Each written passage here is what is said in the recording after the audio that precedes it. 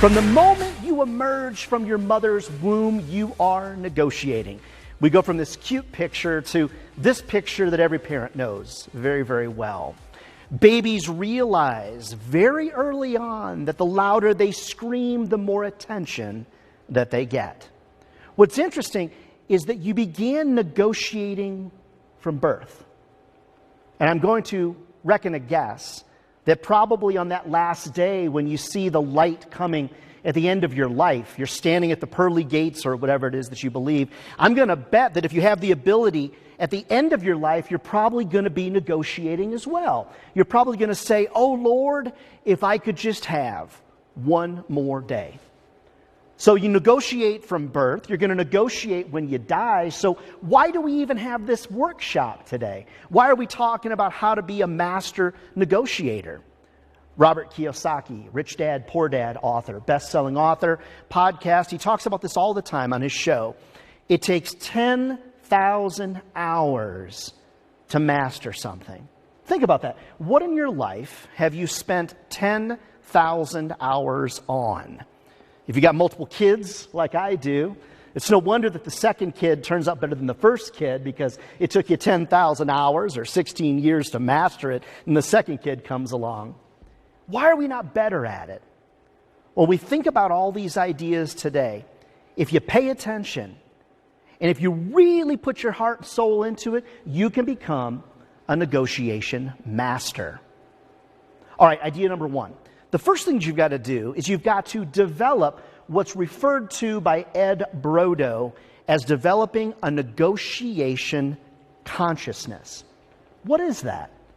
Well, Ed, what he says, he's a best-selling author. He talks about negotiation all the time. Negotiation consciousness is what makes the difference between negotiators and everybody else on the planet. It's about me making all of you aware about paying attention of what you need to do to be the best if you want to negotiate, whether it's in life, it's in love, or it's in business. Everything is potentially a negotiation.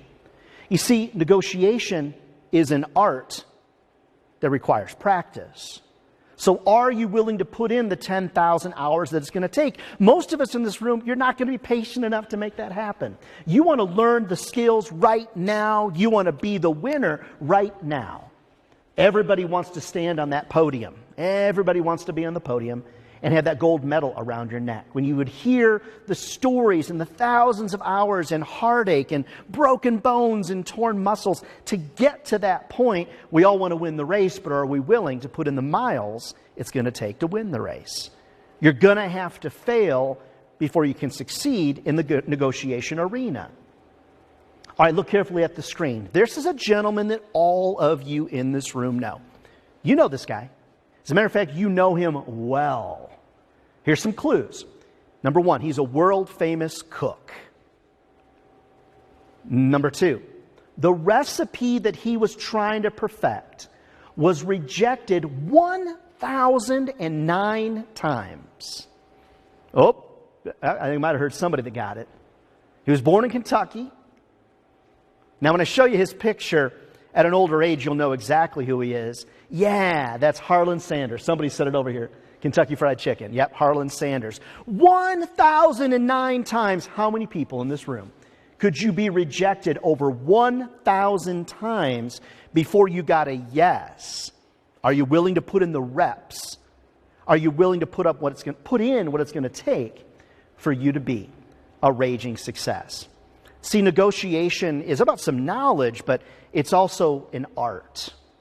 It's about artistry, a superior skill that you can learn by study, by practice, and by observation. Developing a negotiation consciousness is about developing an understanding. I'm filling you in today. You develop understanding through knowledge, and then you're going to put that knowledge into action. Whether you're negotiating a contract, or you're negotiating where you're going to go for dinner, or whatever the circumstance is, putting that knowledge into action is a vividly important piece. All right, number one, then, developing a negotiation consciousness. All right, idea number two, jot it down. When you have options, you have power. When you have options in a negotiation, that's when you have power. No options, no power. When you think about this, Harvard Business Review did a really, really great article and some deep research. And what they say is this: research overwhelmingly shows that unprepared negotiators make unnecessary concessions. They overlook sources of value, and then they walk away from beneficial agreements. What it really comes down to is being prepared. Maybe you've heard this statement: poor planning on your part does not necessitate an emergency of mine. How many people have heard that before? Poor planning on your part doesn't necessitate an emergency on my part. Who said that? A lot of times people will give Zig Ziglar credits or Tony Robbins credit, but it wasn't a business person. It was actually the godfather of climate change himself, Bob Carter, paleontologist, geologist, marine biologist, that said poor planning on your part doesn't necessitate an emergency on mine. When you go into a negotiation with no options, more than likely you are probably going to lose. Maybe you'll save a few pennies here and there, but options are what gives you power. When you think about this guy in this picture here, standing on the rocks, surrounded by water, holding his jacket in his hand, maybe he was out there looking at the sunset and the tide came in and he got trapped. His options are extremely limited. I was negotiating a contract for an event that we were producing, and I had 3 hotels in Las Vegas kind of finalized and narrowed down. One of the things that we knew is that we needed a stage. We needed some type of stage, much like this, for us to be able to put on the show. I knew, because I'd seen the picture, like you're seeing right here, that the Bellagio had a stage built in. I realized at other places it was going to cost me $10,000 to $20,000 to bring in a stage, the right AV equipment, sound system, etc. The Bellagio pretty much had it all built in. My plan was to use the fact that over at this hotel over here, it was going to cost me $15,000 to bring all this stuff in. They already had theirs built in, but I was willing to go to the other place for $15,000 in the stage cost because the Bellagio was almost $20,000 more expensive. The idea was, if I had options, I was able to walk into the Bellagio and say, yeah, your stage being built in is great, but quite honestly, I'd be happy over here bringing in a stage. It's going to work equally as good. I enter the hotel, I meet with the sales director, we're having a great conversation, and I had a colleague that was with me. In my mind, I know what my plan is because I have options. We walk into the ballroom that you see here on your screen.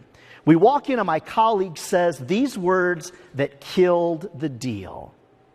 The word was simple: that stage is perfect. And the moment that my colleague said that, my ability to negotiate went completely out the window. Because my colleague removed the other options that I had in an effort to get the price down and come to an amicable solution. Options, my friends, those are what give you power.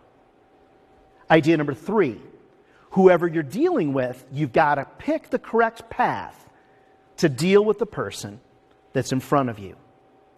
See, a lot of times in the sales business where I operate a lot, you'll hear people say this: you typically sell to someone the way that you want to be sold. So as an example, if I'm a person that buys things emotionally, I typically sell in a more emotional way. If you, on the other hand, buy things logically, you probably sell in a logical way. If you are more of an ego-driven person, typically you sell in an ego-driven way. It's super common. It's human nature. Same thing in negotiating. And that's why it's so important to pick the correct path.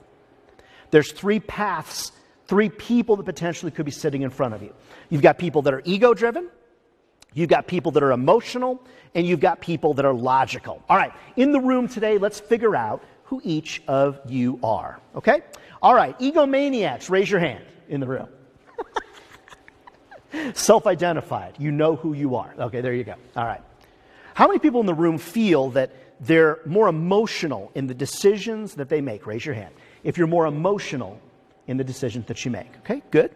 All right. A little bit more than half, I'm thinking. Fair enough. All right.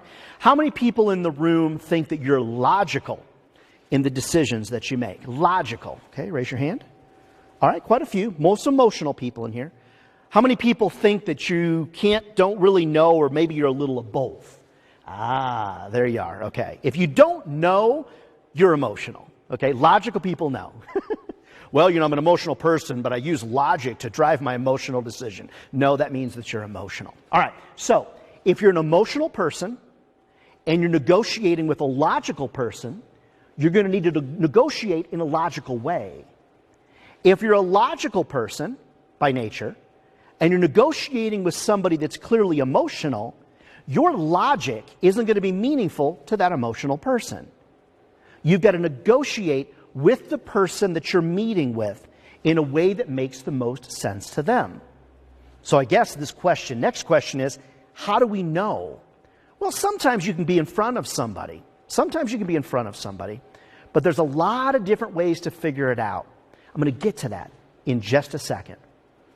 The fourth thing you need to do, besides knowing who you're meeting with, is building what's called quick trust. Building what's called quick trust. In order to match somebody on an emotional or logical level, you also need to establish with them quick trust. Quick trust means that you've got anywhere from 3 to 10 seconds to build trust with somebody before they potentially tune you out. You walk into most negotiations like it's a battle. I'm going to battle with that person. I'm going to win.